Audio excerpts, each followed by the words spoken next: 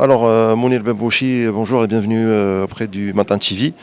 Je pense qu'avec ce tournoi-là, vous êtes en pleine préparation pour le prochain championnat éliminatoire ou qualificatif pour les prochains JO de Tokyo. Comment se sont déroulés, si on peut dire, les préparatifs des deux sélections féminines et masculines pour ce tournoi-là? Et comment va s'échelonner, si on peut dire, les prochaines préparations pour ce tournoi de Dakar qui est si important? Oui, bien sûr, c'est un tournoi de Dakar qui est très important puisque ça va être le tournoi de qualification olympique qui se déroulera en février.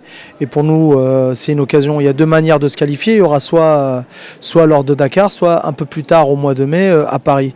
Et nous, vraiment, pour nous, c'est important de se qualifier au niveau africain pour déjà être sûr et certain des quotas qu'on aura.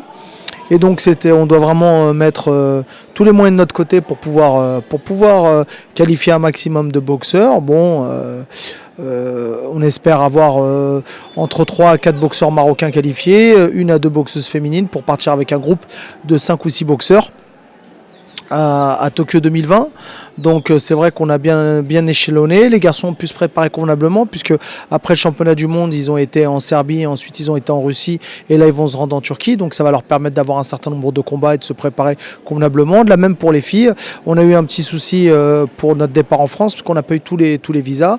Malheureusement, ça a un peu gêné une partie de l'équipe, mais l'autre partie de l'équipe a fait un très bon stage à Paris. Là, on voit que les fruits ont porté puisqu'elles se comportent très bien face à des boxeuses européennes, les Espagnoles. Le style européen est connu, c'est un style assez académique, assez propre et donc très technique. Donc nous, ça nous permet de varier en fin de compte. Ça demande à nos boxeuses de s'adapter, de moins miser sur leurs forces et d'être un petit peu plus sur leurs jambes.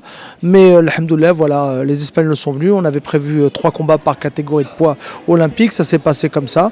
Donc c'est bien, c'est une bonne chose. C'est un travail en équipe, c'est bien. Alors, quelles sont les catégories de poids sur lesquelles, si on peut dire, la fédération mise pour décrocher un ticket pour les prochains JO de Tokyo? On mise sur toutes les catégories de poids, mais c'est vrai que quand on a une boxeuse comme Mardi Khadija qui est classée 3e mondiale et qui a fait une médaille au championnat du monde et qui a une grande expérience, c'est vrai que 75 kg pour nous c'est quand même, la catégorie phare. Après on espère que Mardi Khadija ce ne sera pas l'arbre qui cache la forêt et qu'il y en aura d'autres derrière.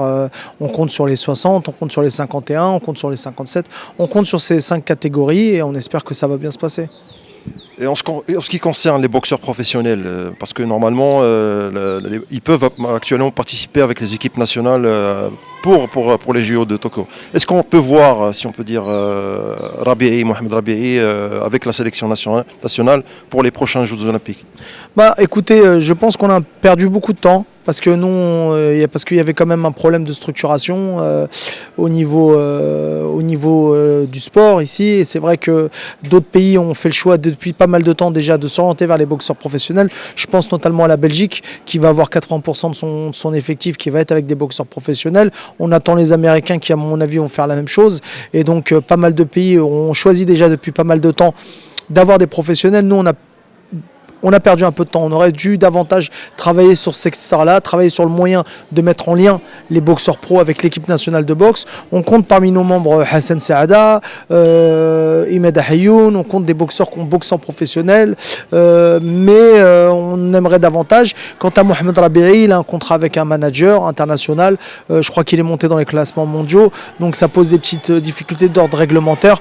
On va voir ça, on va travailler là-dessus et on va voir comment on peut faire. Si on ne l'aura pas à Tokyo, si on ne l'aura pas à Dakar, on espère l'avoir à Paris, Inch'Allah. Parce que normalement, il ne doit pas dépasser les 10 combats professionnels. Oui, justement, c'est pour ça qu'on a mis beaucoup de temps, parce que les choses n'étaient pas claires.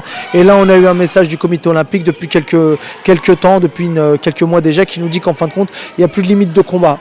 Donc voilà, on peut avoir tout type de boxeurs professionnels. Voilà, et ça, on aurait pu peut-être un petit peu plus anticiper ce problème-là.